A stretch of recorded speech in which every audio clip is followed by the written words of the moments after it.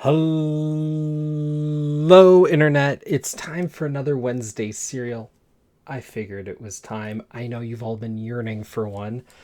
Before I get to some comics, I just wanted to talk about things of late. If you're following me, you may know that my Twitter's been suspended. It's because I was confused why in my hometown when an active shooting was happening, why the police wouldn't just shoot the shooter. And Twitter said I was encouraging violence, which is not what I was doing, but I'm suspended. So there you go. I still have the Untold Twitter for now. We'll see. Yeah, I don't know. There's been that going on. We're still doing Untold Talks of Spider-Man. I'm still supposed to be doing Never Say Dead with Damien at some point. Our next one is November. We've been blocked because we're reading all 4 volumes because of the way that worked out. So, yeah, that's some comic talk. And then the way I've been buying comics has changed. I'm no longer going to my local shop. It just reached a point where I was looking at DCBS and the savings were just so different. I couldn't avoid it anymore.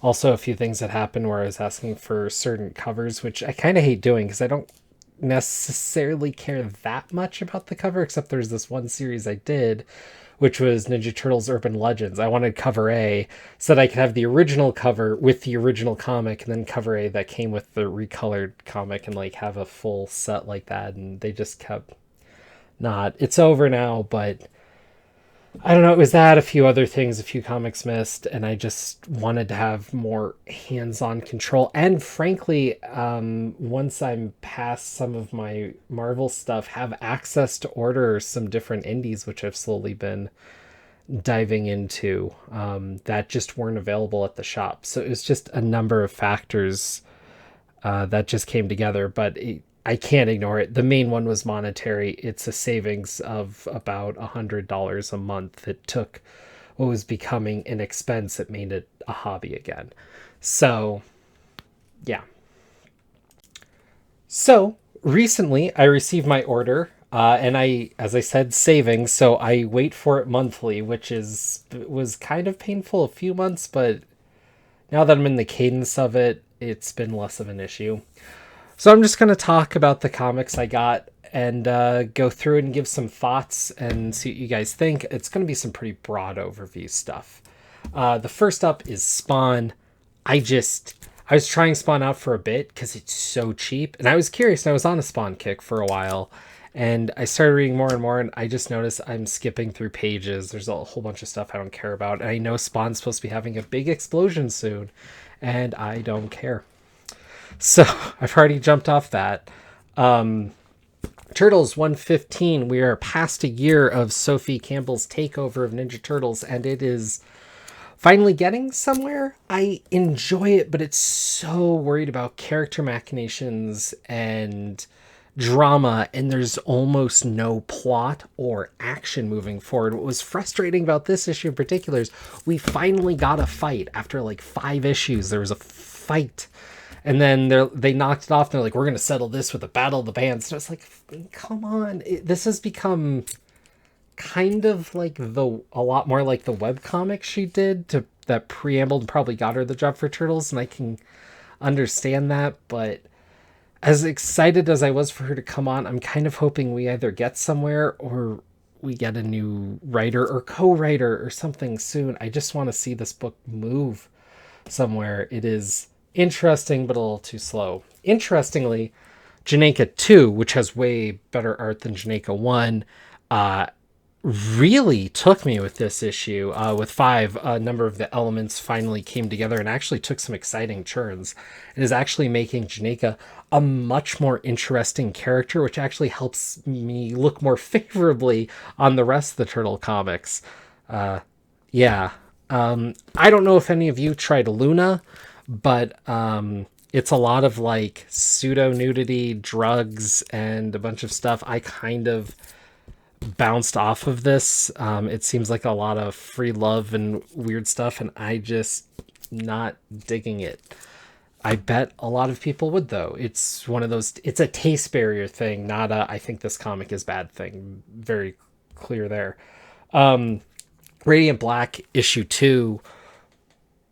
I'm excited to see where this is going, but I have to admit that the thing I'm still trying to get past is this was Radiant Black, and we're dealing with a new superhero for a new age. Honestly, there's a lot of tried and true superhero stuff in here that feels a little treaded, but I'm enjoying it so far. But dude's just a white dude. I honestly thought he'd at least be black. I know that's not necessarily better, but I don't know. And it's not like it's a problem that the guy's white, but like there's no reason for him to be either necessarily yet. I don't know. It just, I don't know. This is so conventional as far as a superhero telling that I'm kind of wondering if it's going to sing or if it's just going to kind of be a dud. It seems like it has some heat behind it though. So I don't know. I'm curious to see where it goes. I am still enjoying Once and Future. I got 2 issues this time. This book keeps moving and playing on things in a very interesting way. One thing that I found funny, though, is that the artist is now taking characters from different, not just stories, but like different cultures and whatnot, and they're all kind of drawn in the same vein. I thought there'd be a little more visual diversity. It all looks really good, but there was kind of a lack of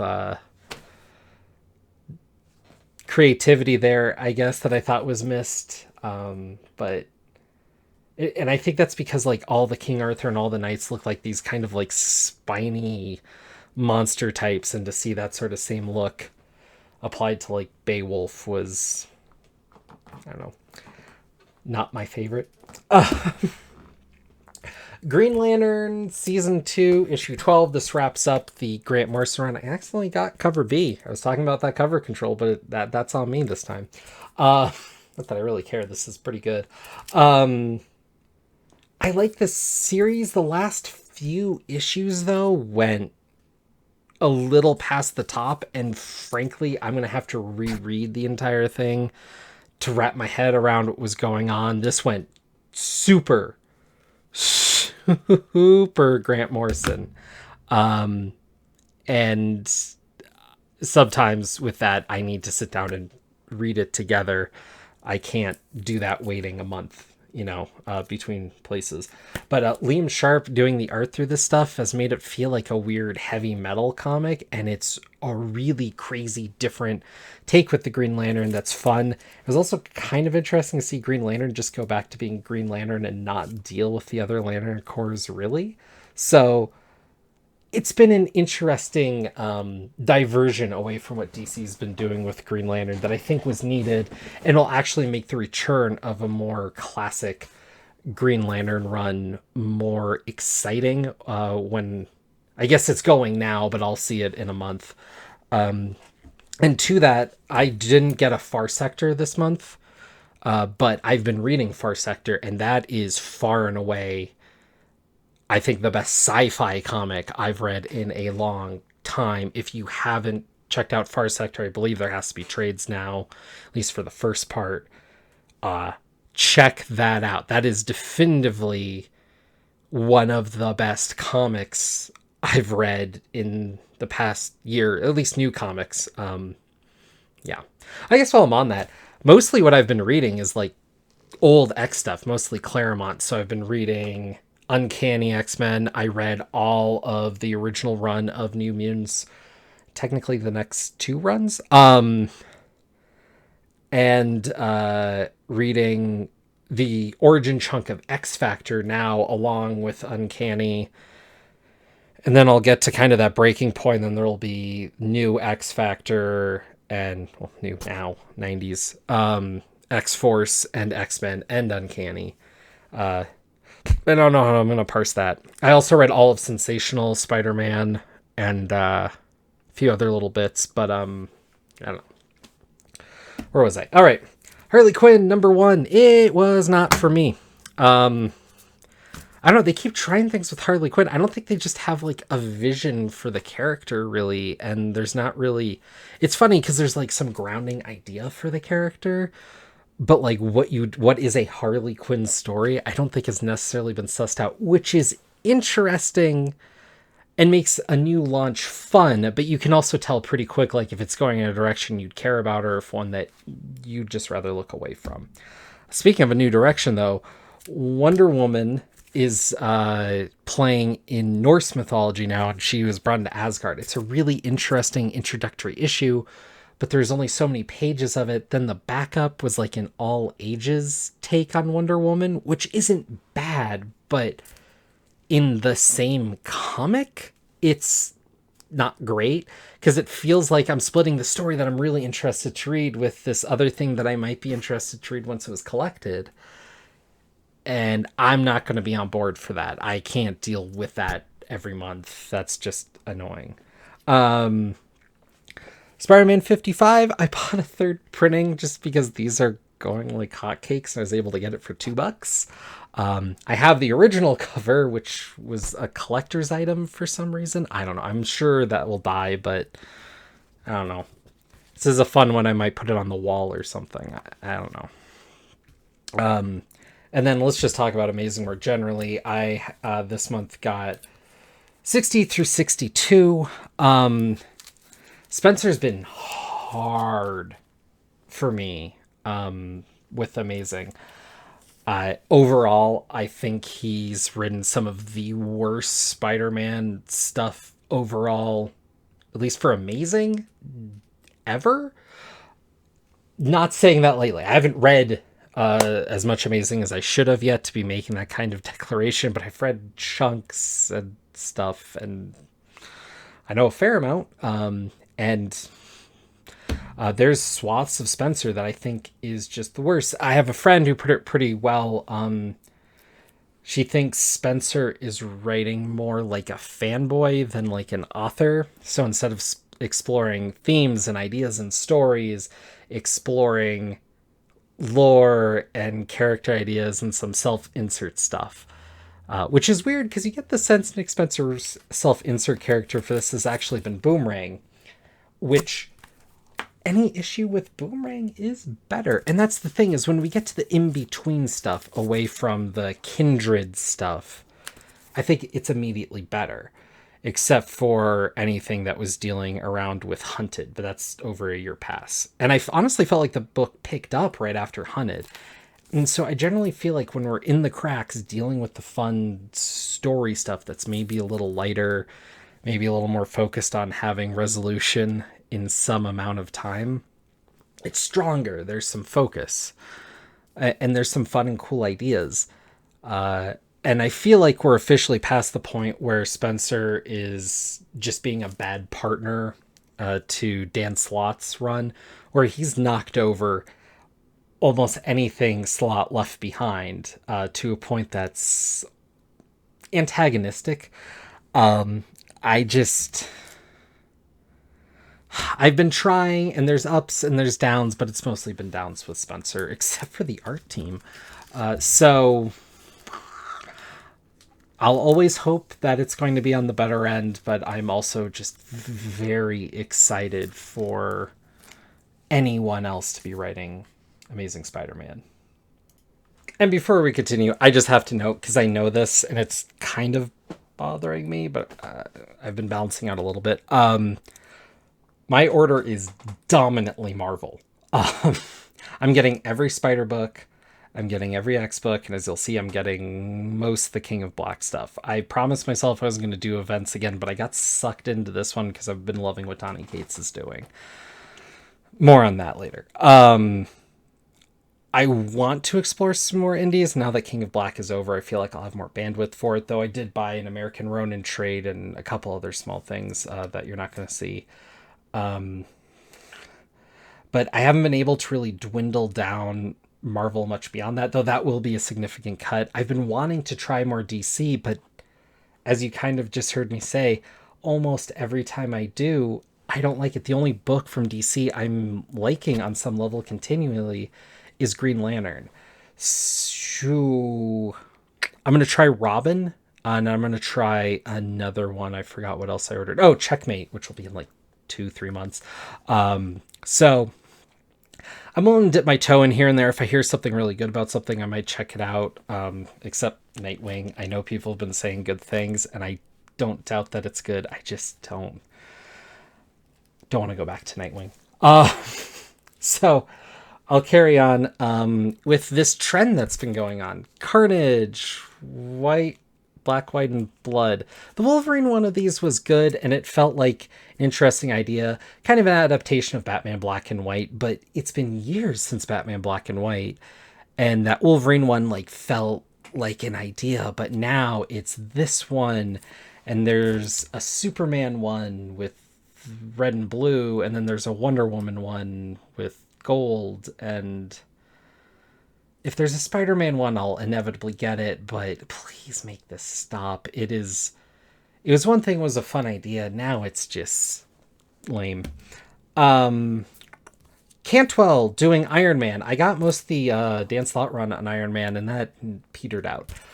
But this run on Iron Man, despite myself, I keep picking up and keep enjoying it. There's something genuinely interesting about stripping the character down and pitting him against some bigger ideas with less resources. It makes the idea of the scrappy inventor stand out more. And I don't know, it's been a genuine pleasure to read. Oh, here's that Wolverine book. I got him. And I genuinely feel like short Wolverine stories works a lot better than short Carnage stories. I don't know. Miles Morales Spider-Man has been the best Spider-Man book going for a long time now. I'm actually genuinely excited to see what they do with the Clone Saga. I know a lot of people have been trepidatious, understandably so, but let go of the title. And if you understand the setup, if you've been reading this Miles thing, which was the creepiest mainstream comic book I've about ever read, sans early Deadpool. This is taking the character in a great direction. If you've been kind of waning off Miles because you read some stuff when Bendis was on the tail end with it, or you weren't into the Ultimate Universe, I'd say go back and check out this run. Ahmed is doing just great work developing a character that needs a little bit more love and is truly making a standout character with Miles. It's almost sad that he's so much in Peter's shadow, but I know that ultimately actually helps the character. I just genuinely think that is one of the best books at Marvel. And even though there's been stuff like there was a King of Black tie-in, don't worry about it. The comics have worked within their own sense, except for maybe the Absolute Carnage tie-in was much more tied to the actual event, though I'm trying to remember if that was a spin-off book or in line with the main series, and I am not going to be able to pull that out of my noggin right now. Sorry. Marvel does too much gimmicks for me to keep it all straight. Donny Cates' Thor. I've been enjoying Thor, and on its own right, this is a fun book. He's doing a fun thing with Donald Blake, bringing him back. I have to admit, I don't understand everything because I've never really read much Thor before, a little bit here and there. But this has been genuinely enjoyable. I really have been enjoying a lot of Kate's stuff when he's able to keep it focused. What's annoying is that Thor is a major player in King of Black, but while so many books have been roped into this mega event that he created and is helming, his own book with a major player of that is not also roped into it, which I feel is almost like a slight against other creators that have had to deal with the normal event churn at Marvel. So, c'est la vie. U.S. Agent, Christopher Priest, it's a fun book. I haven't been loving it. I feel like Christopher Priest hasn't really kind of moved on. He's using so many tricks from his old bag that were secondhand by the time he's doing them, like for Quantum and Woody, and now we're here. Deadpool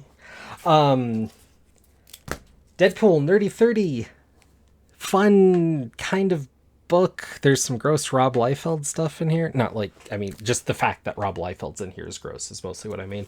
There's a really fun Gail Simone tieback, which for me, of course, I love that. But there's a celebration of Deadpool, and they canceled Deadpool.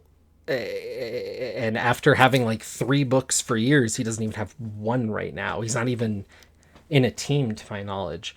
So is that the big joke? Like they're done with him now? I don't I don't know. It's weird. It's weird. Okay.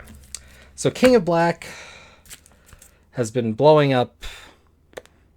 I think this event is moving too fast and bringing too many people, and ultimately Null doesn't feel like much of a villain because we barely see him, and for it, the symbiotes don't really register the way that symbiotes should. It honestly just feels like an invading force like any other. We feel it with some of the characters being corrupted, but it's almost like to get the symbiote Null version look of that character, and then they reverse it. Not necessarily within the next panel, but within the next panel that we see that character in, because things are just jumping all around. And Null has captured Venom's little boy, Dylan, who struck back. So the direct interaction we've seen with Null is him getting punked by a little kid. It just is not reading the way it should. I think this event was rushed, and it is such a shame because I bought in because I've been loving Donny Cates' Venom run. He got me on Venom, which is huge. I've read most Venom comics, and let me tell you, the Venom comics that don't suck by and large are this and Remender's run. So this is a letdown so far. I'm willing to see the big end, but relative to that, I'm going to talk tie-ins. The Amazing Spider-Man tie-in genuinely is a good reminder of why Spider-Man is a hero. It's weird how divorced he is from the rest of this, but they've kind of made a point to divorce Spider-Man from the symbiote stuff. But it's not singing, really. But beyond that, this issue is a good reminder why Spider-Man's a hero. It's a good single issue. The Black Cat tie-in, which is relaunching the Black Cat series stronger than it was before, as really fun, and actually is one of the best takes on this event, actually using it to explore different aspects of Felicia's character that we don't really get to see often, and playing off of some of the weird history of her throughout Amazing Spider-Man being so tied to Peter's life and almost making it so that she's claiming it for her own. Really strong stuff. Captain America tie-in was bad. Just kind of know nothing, forget about it. I'm trying to think of something more substantial to say to kind of own that statement. It's a lot of like Captain America struggling with his inner demons, but because it's Null, I don't know, it just does not work. Gundam versus Carnage is like a huge letdown. This is back in Spider-Gwen's own universe, and the Carnage is the Mary Jane of that universe, so it has nothing to do with what's going on except for a very tangential plot thread, and it ends with everything not resolved whatsoever for 3 issues of a comic. To be one big fight that isn't resolved is weak. Planet of the Symbiotes, it's fun Monster Mastery stuff. This is more on the art than the writing, definitely, but it's fun,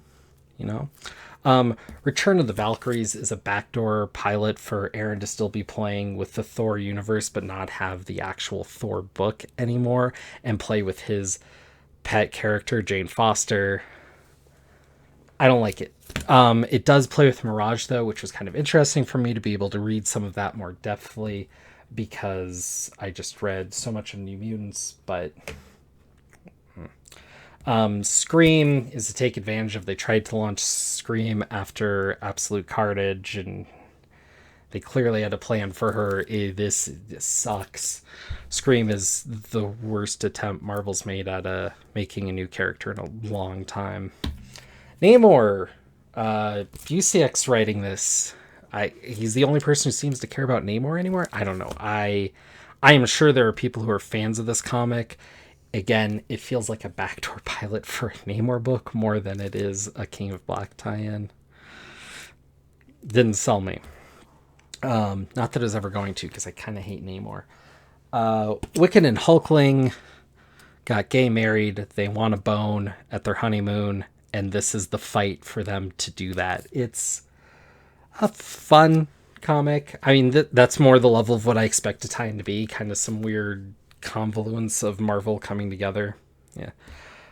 Thunderbolts started with so much promise and ended on kind of a nothing. The villains kind of get their one over on Fisk, who sent them out on a suicide mission. They make a joke trying to play off the idea that they're a suicide team. Did not sing for me. Yeah, I think Thunderbolts needs to die. Frankly, after Nikeza did his run and then Ellis tried to take a new direction, it didn't really work after him with that.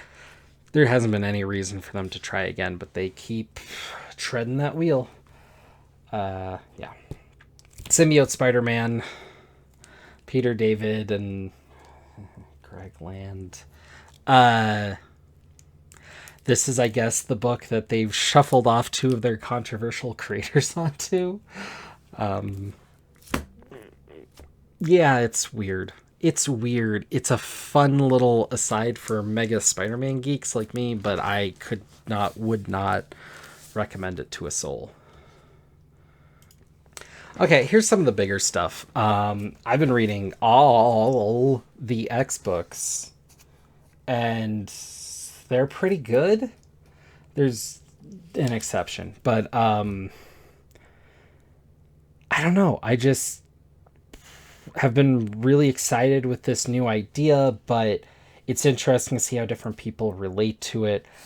I'm of the mind that the idea that they're a nationalistic state now, with a, racial, but reads as, or special reads as racial identifier, is going to come to a head and be a problem, because it should be, because if you've ever read history, it always does. But other people are of another mind because they're oppressed, which I get, but I mean, on the other hand, this is a story. Even if this is the new status quo in some way or another, some of this stuff has to come to a head and be fought out. They can't just establish a new nation and that's all just going to be hunky-dory. So first up is Cable, which is actually supposed to end at like 12 or 13 or something.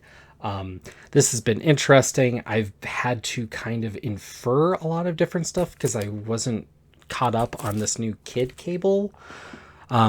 They made it more apparent recently that he killed old Cable in the future, but now they need to go back to the future to bring back old Cable to deal with Strife, who's also a clone, which might be interesting because there's the anti-cloning protocol on Genosha.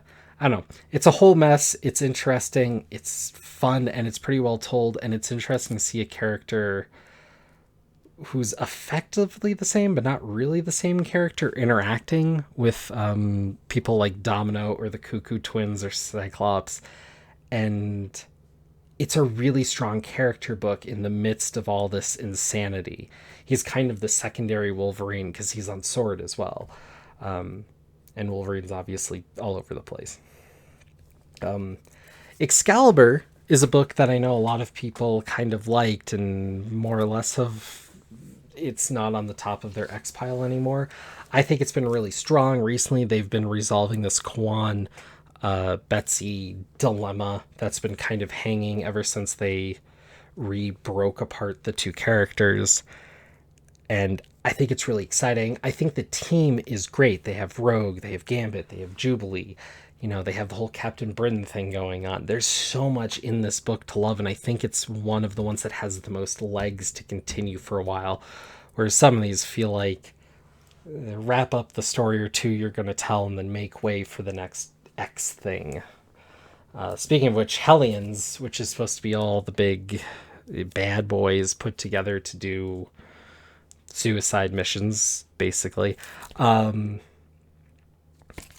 Fighting Arcade, I don't. It's kind of fun. There's some cool stuff with Sinister, who's now a sarcastic kind of guy, but I don't know. I it never quite reaches the heights of something like a Sinister Six or Sinister Six, Secret Six or something. I just don't feel like I know the kind of book it's heading for, and it's just never hit the heights it's supposed to really justify its spot in my mind. Marauders, however, has been my absolute favorite. It really focuses on Emma and Kate Pride now, not Kitty Pride, and the focus on those characters, but having ancillary characters, Iceman, Pyro, Bishop, Storm in there. It's been one of the most fascinating books with a character that's been marginalized by this whole thing. Kate, who can't walk through the gates and is kind of alienated from everything, so she's taken over being a pirate, and it's just fun. It's just a fun book that's exploring new ideas, and by forcing the characters to get back into the world and on the fringes of society, it's about the only one that's actually dealt with some of the implications of this nationwide stuff that's going to actually resonate to anything like down to a street level. It's the one that has seemingly the most actual fights in the book. It's the one that, has actual character development, kind of this gung-ho can-do mentality. I just love the heck out of this book. It's been killer. New Mutants hasn't been singing for me, partially now because a lot of these characters I've now read a lot of their stuff and they've reverted back to where they were in that book, but I've also read characters like Rain Wolfsbane through Peter David's X Factor and became an adult, or Sunspot later, or some of these other characters. They developed and grew and are frankly older than this, and they're reverted, and it sucks to come back to that every month knowing that like so much happened that I loved, and it's just water under the bridge. Sword's been interesting, but we're on issue 4, and it's been sucked away to King of Black, kind of. I'm willing to give this a couple more issues because it kind of had its establishing shot for 2 issues, and there's kind of this hanger with 3. Now there's this, then I feel like it will get to where it was going, so I'm curious to see about that. Wolverine has been interesting in that Percy's writing this character stuff with who, they reintroduced the proper Wolverine and didn't make much ado about it. And there's this new status quo, and he's effectively mostly separate from that, which has been interesting, kind of refreshing in this pile to have a book that's more solo and not so tied up with everything, because there's so much machinations going on. It's nice to see a book that really is willing to just play with the character. And Kubert on this book is kicking ass. There's a lot of layout elements in this issue in particular that are really interesting, like the use of panels and then white space really, for a couple pages. It was an interesting idea, and then it was just kind of dropped. Whereas if they just threw in a few more panels amidst the background of what they had set up already for even half the comic, it would have created a little more continuity across the pages.